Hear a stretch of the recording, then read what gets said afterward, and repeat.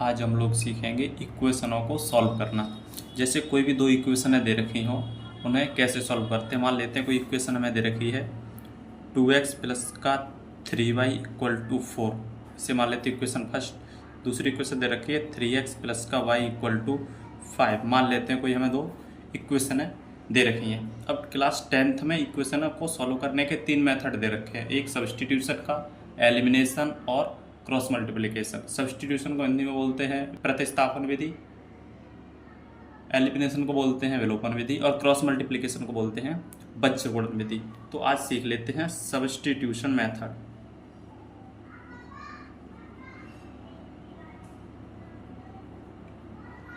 Substitution method इसे हिंदी में बोलते हैं प्रतिस्थापन विधि।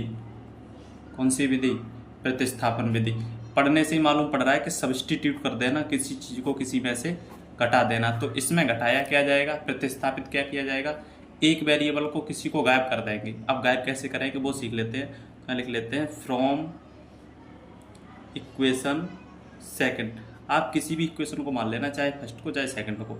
मैं इक्वेशन सेकंड से किसी एक वेरिएबल की वैल्यू निकाल लेता हूँ। आप चाहें तो आप फर्स्ट से भी निकाल सकते हैं। पहले इक्वेशन सेकंड से किसी एक की वैल्यू निकाल लेते हैं। तो इक्वेशन सेकंड दे रखा है 3x प्लस का y इक्वल टू 5।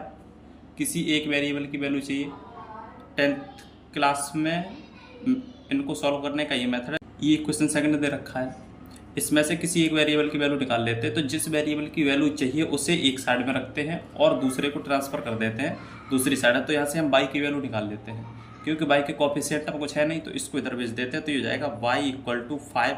अभी ये प्लस का है, इसके आगे कोई साइड नहीं, तो किसका है, ये प्लस का। और प्लस का इधर जाएगा तो किसका हो जाएगा, माइनस का। ये किसकी वैल्यू निकल गई हमारी, y की वैल्यू हमने निकाल ली। कौन सी इक्वेशन से, सेकंड से। अब जिस इक्वेशन से वैल्यू निकालते हैं उसमें पुट नहीं करते हैं कभी भी, उसमें कभी भी नहीं रखते हैं, दूसरे में रख देते हैं। अगर इक्वेशन सेकंड से वैल्यू निकाली है y की तो पहले में पुट कर दो, और पहले से निकाली है तो सेकंड में पुट कर दो। तो ये किससे निकाला है, सेकंड से, किस में पुट कर देंगे, फर्स्ट में। तो यहाँ लिख देते हैं put the value of y in equation first. अब इक्वेशन फर्स्ट में दे रखा है 2x प्लस का 3y इक्वल टू 4, ये दे रखा है। y की जगह कितना लगा देंगे, 5 माइनस का 3x। तो ये हो जाएगा 2x प्लस का 3। अब ये y है तो y की जगह लगा देते हैं 5 माइनस का 3x इज इक्वल टू 4। ये हो जाएगा 2x, इसका इसमें मल्टीप्लाई करेंगे तो 15 माइनस का 9x इक्वल टू 4।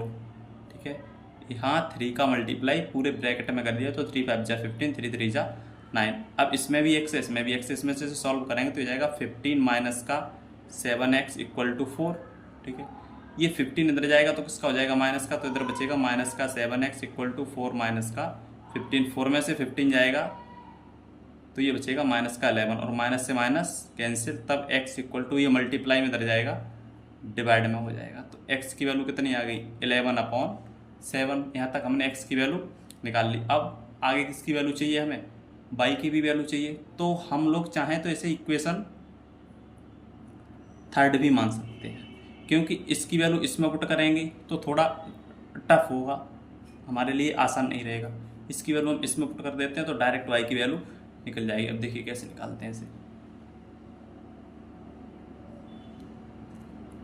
यहाँ लिख देते हैं पुट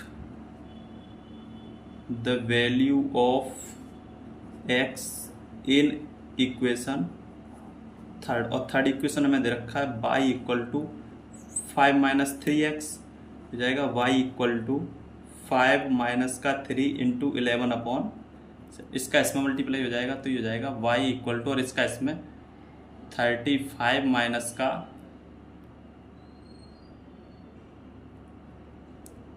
33/7, और 35 में से इसे माइनस करेंगे तो ये हो जाएगा 2/7। कितना हो गया, 2/7।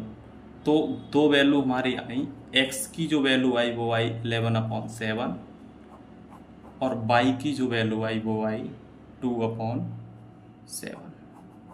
ये दोनों आंसर हो गए। इतना आसान सा मेथड है प्रतिस्थापन विधि, सब्स्टिट्यूशन मेथड। कोई दो इक्वेशन हमें दे रखी होंगी, किसी भी एक इक्वेशन से एक वेरिएबल की वैल्यू निकाल लेंगे, जैसे ये निकाल लिया।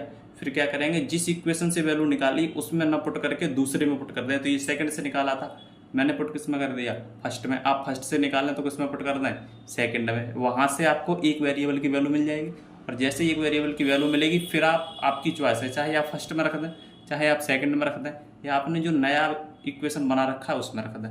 किसी में भी रख देंगे आपकी वैल्यू सेम आएगी। तो यहाँ से इसकी वैल्यू आई थी एक्स की 11/7, तो यहाँ से वाई की वैल्यू आ गई 2/7। एक्स की वैल्यू ये और वाई की वैल्यू, ऐसे क्वेश्चन सॉल्व करते हैं।